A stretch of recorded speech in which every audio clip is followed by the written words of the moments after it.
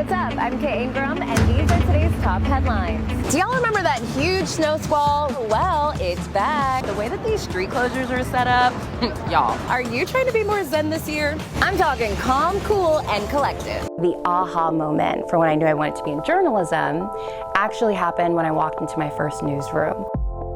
I was working on the newspaper at my high school. I reached out to a local anchor here in New York at New York 1, Cheryl Wills. I said, hey, I'd love to interview you for my high school newspaper. To my surprise, she emailed me back.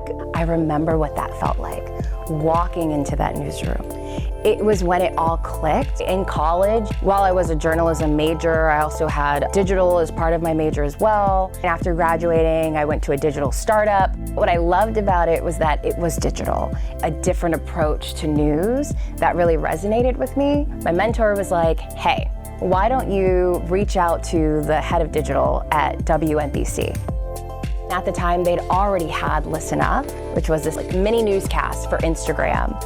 It was unlike anything that was out there. I had walked into, folks who already had this established product, and they were, essentially telling me, hey, we've got 5 or 6 people working on this. We're trying to get it down to 1. And that 1 would be you. I did a test run of it, and I was so nervous, so scared. Then I remember he calls me and he's like, you got it. It's like, you are going to be the host of Listen Up. All right, y'all, on a scale from 1 to yo, it is brick outside, how cold are you really? While the show itself had already existed before I had joined, remember, there were about 5 or 6 people working on it. So when it boiled down to just 1, it already took on a different shape, a different tone. It was all me. Okay, let's get into it. They brought me in exactly how I am and who I am, unapologetic, grades and all. And they were like, you go be you. That is your one directive. And every day I'm like, are they sure? Are they looking over my shoulder? Are they sure? And sure enough, it worked. What set it apart was, having those moments within the script after the meat of it was there, of saying, okay, but how do I make this sound more like me, right?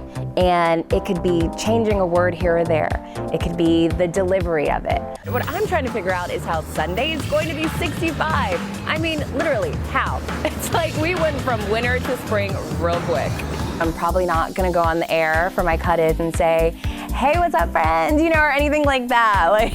But for digital, I would. All right, friends, that's it for today's show. Thanks for watching, and I'll see you back here tomorrow on Listen Up.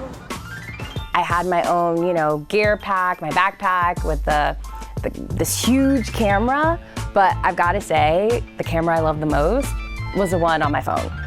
That was the vibe, because I was the audience. If I'm having to lug around this big camera, it doesn't give that same feel or vibe or sense as if you're just taking out your phone and telling a friend, hey, here's what's going on, or you will not believe, this new law that came out that's gonna affect, it has a different feel. You have a little bit more freedom to experiment, and that's what I get to do.